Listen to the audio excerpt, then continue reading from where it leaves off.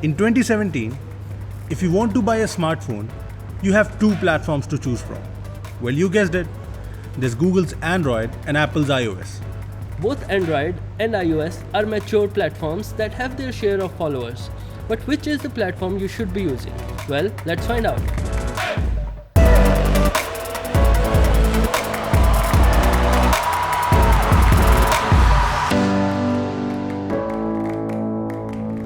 Hey guys, this is Rupesh. And this is Devender from Beebom.com, and in this video we'll be comparing Android and iOS to see which is the best mobile operating system. I'm pretty sure Android is the winner here, but for comparison's sake, let's just... Hey, majority doesn't always mean better. See for example Donald Trump. Before we get started, make sure to hit the bell icon to get notifications for all our future videos.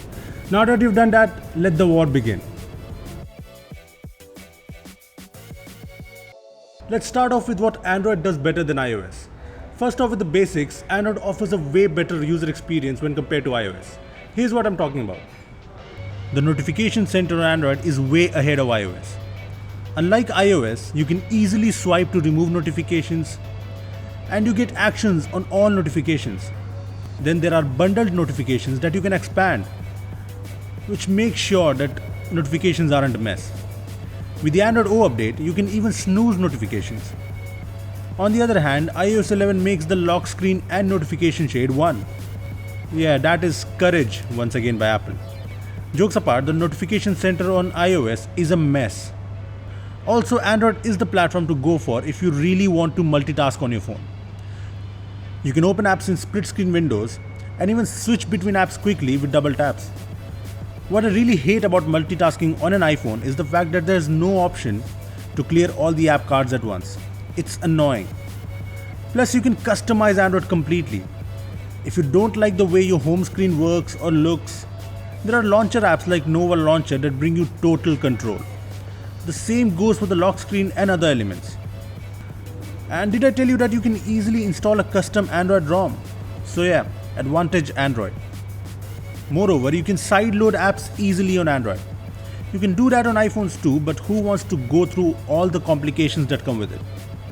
Moreover, the rooting community is way more active than the jailbreak community, which is something very important. With root access, you basically get total control over the OS and your device. You can remove limitations, change the way your device works and looks, overclock or underclock processor, and do a lot more.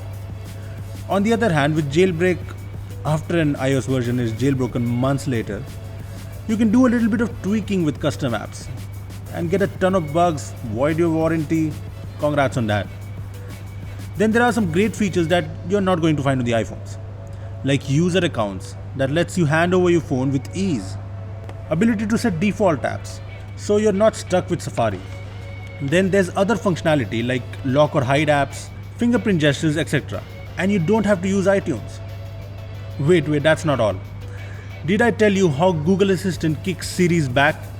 Sure, Siri is getting better with iOS 11, but Google Assistant is still the best when it comes to recognizing speech and context-based queries. See this for example. Did it embarrass you, Devinder? Even he would agree on this. Then there's the fact that each and every yearly Android update, be it Nougat or the upcoming Android O update, brings some great features, while iOS just improves the control center. Also, if you choose to go with Android, you get tons of choices and the latest innovations on the hardware front. Plus, you get the headphone jack. HTC. So there's that. There are some great phones at almost all the price points. At the high end, there's the S8 that gives the iPhones a run for their money in almost every aspect. Then there's the OnePlus 5, which is amazing at the mid-high end. There are a ton of great devices like the Redmi Note 4. Plus you get phones with dual SIM and expandable storage, which iPhone users can only dream of. There are a lot of other things that Android does better than iOS, and that'll take a long time, and I don't want to keep Devinder waiting. So let's hear some good things about iOS. Don't worry Android fans, it won't take long because there aren't many points. Thanks Rupesh, that speech for Android was enlightening to say the least. Now hear me out. Android might bring a ton of features, but iOS comes up with the consistency that Android cannot match up to. Firstly, The iOS interface is way more pleasing to the eyes. I know this is a bit subjective, but I'm pretty sure even Android fans love the way iOS looks. Moreover, thanks to Apple's strict UI guidelines, third-party apps look consistent on iOS, unlike Android, where apps don't match up to the design language used by makers like Samsung and Xiaomi. Plus, it does not feature unnecessary buttons like Android. iOS includes a back gesture, which you will get addicted to if you use iOS. Also, I really believe Control Center is something awesome on iOS. On Android, if you want to access the toggles, you have to swipe twice from the top, and you know how tough it can get to access the top of display when you have a big phone accompanied with small hands. Almost impossible with one hand usage. Plus, with iOS 11, Control Center is customizable and now features a toggle for screen recorder, which is something Android still lacks natively. Moving on, Android might have included app shortcuts, notification dots, which I agree are handy features, but 3D touch functionality on iOS is way more superior. You can 3D touch on almost anything to get more info, shortcuts, and just do more. Plus, it's very cool with the haptic feedback.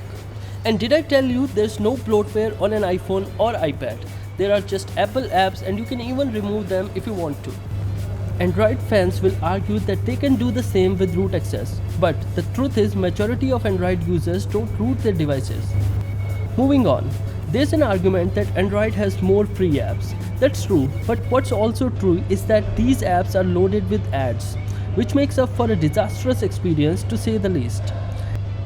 And another positive of iOS is the best apps and games arrive on iOS first. There are a number of examples such as Instagram, Snapchat, Super Mario Run, Pokemon Go, and the list can go on and on. And that's not all. You just don't have to worry about any malware at all. iOS is super secure and you know it. And maybe Android updates bring more features, but hey, who receives those updates? Here's the thing, Apple releases an update, you get the update. On the other hand, Google releases the update, then the second update, then the third update, and hey, you got the first update just now. Congrats! If you're using an iPhone and a Mac, your life will be much more sorted. Firstly, the ability to back up your whole device via iCloud is just amazing. With iCloud or even iTunes, you can back up photos, videos, files, your settings, calendar data, reminders, contacts. Basically, you can back up your whole device. There's also AirDrop, which lets you send files to Apple devices with ease. It's just fast and awesome.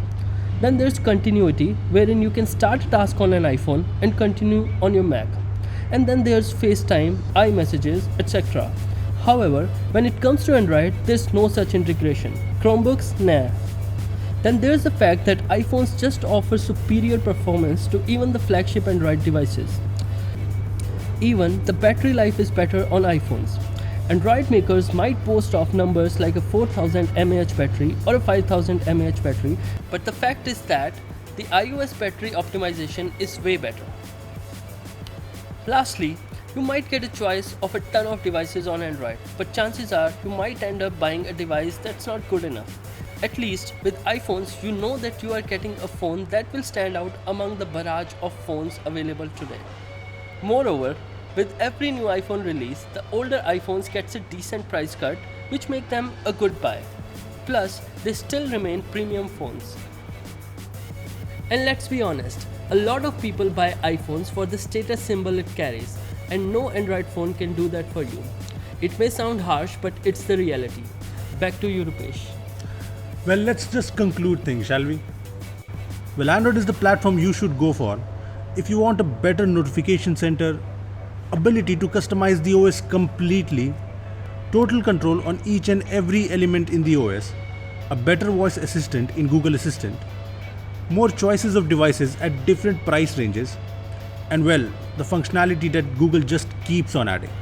When it comes to iOS, it's the platform to go for if you want great support, quick software updates, a refined experience, great integration with other Apple devices, smooth performance for ears, premium devices, and the best quality of apps.